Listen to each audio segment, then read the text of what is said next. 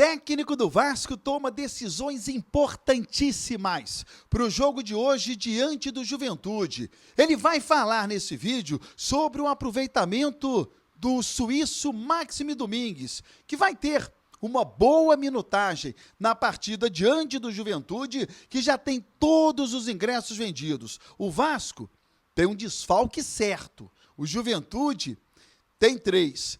No vídeo de hoje, eu vou trazer o técnico da Seleção Brasileira de Futsal, o Marquinhos Xavier. Amanhã tem Brasil e Argentina, grande final da Copa do Mundo. Beleza pura, povão vascaíno, que bom ter você de volta aqui no meu canal, que a cada dia cresce graças ao seu like. Deixe o seu joinha aí, se inscreva no canal, é absolutamente de graça e você ainda vai ajudar bastante no meu trabalho. Eu vou rodar a vinheta e na volta, só da Vasco.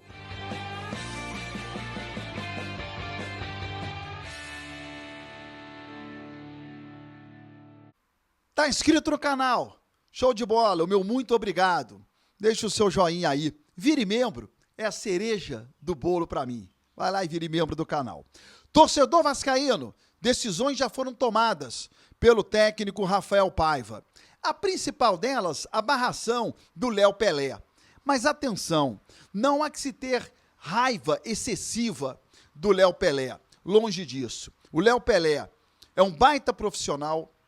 O Léo Pelé exerce um cargo de liderança dentro do vestiário, que é interessante.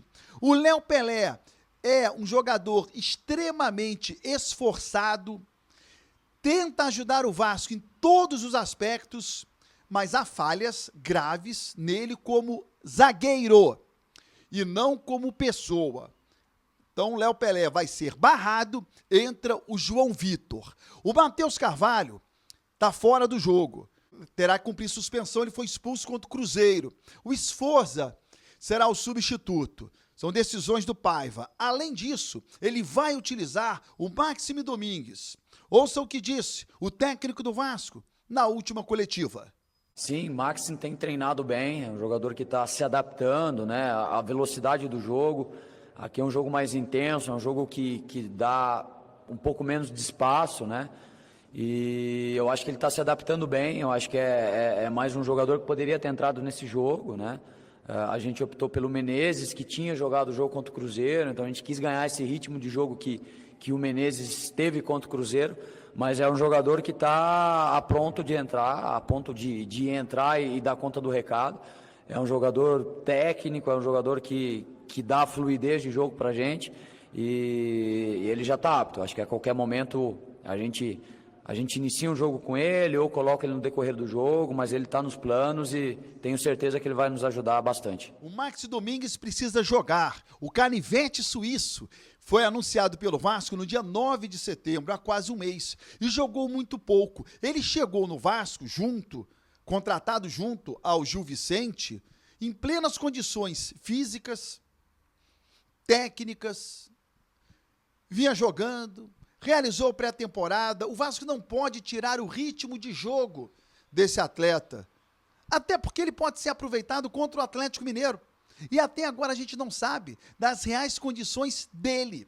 O Vasco não pode tirar a condição de jogo do Maxime Domingues. E eu tenho a impressão que ele vai entrar, ao menos no intervalo, na partida de hoje, diante do Juventude, em São Januário, todos os ingressos vendidos. O Juventude tem 3 desfalques. Os 2 volantes estão fora, o Ronaldo e o Thiaguinho, além do Nenê, que para resolver problemas particulares foi liberado.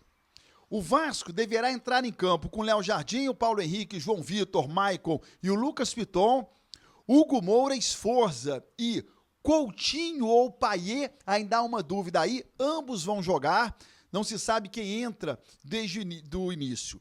E no ataque, o Verrete e o Emerson Rodrigues, certos.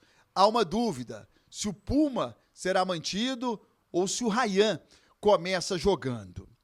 Sobre a importância do jogo de hoje em São Januário, o Vasco é o 9º colocado.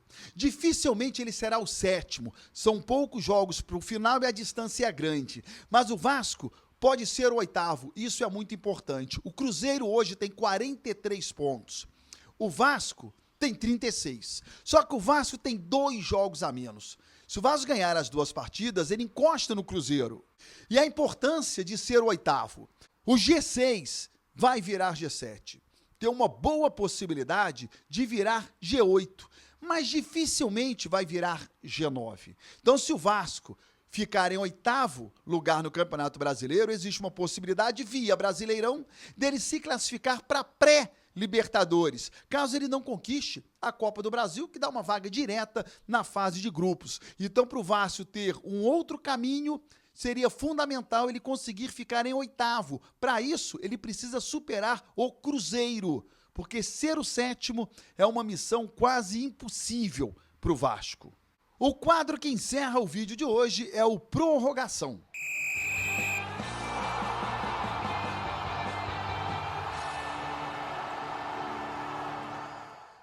No Prorrogação, eu vou trazer a palavra do técnico da Seleção Brasileira de Futsal, Marquinhos Xavier. O Brasil encara neste domingo a Argentina. É a grande decisão da Copa do Mundo de Futsal. Eu acho que vai ser a maior audiência do futsal mundial, não tenho dúvida nenhuma, porque são 2 países que são muito apaixonados pelo futebol, pelo futsal, pelo esporte em geral. A rivalidade também cria um contorno importante para a disputa.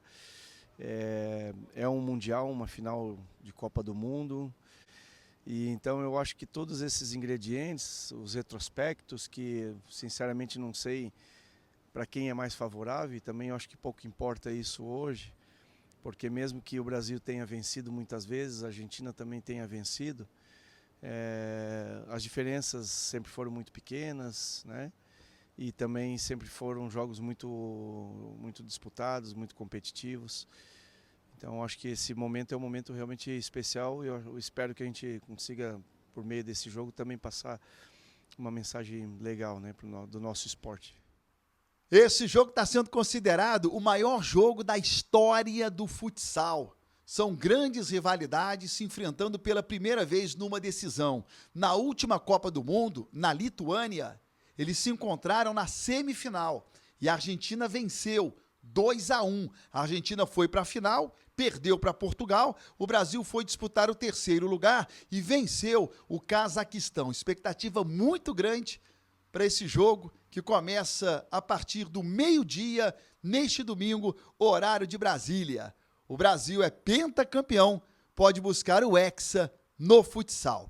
Lembrando a você, Vasco e Juventude hoje, logo após a partida, ao vivo no meu canal do YouTube, o pós-jogo, com a coletiva do Paiva, a saída dos jogadores na zona mista, a movimentação dos torcedores, as polêmicas, as discussões e a comemoração por mais uma vitória do Vasco.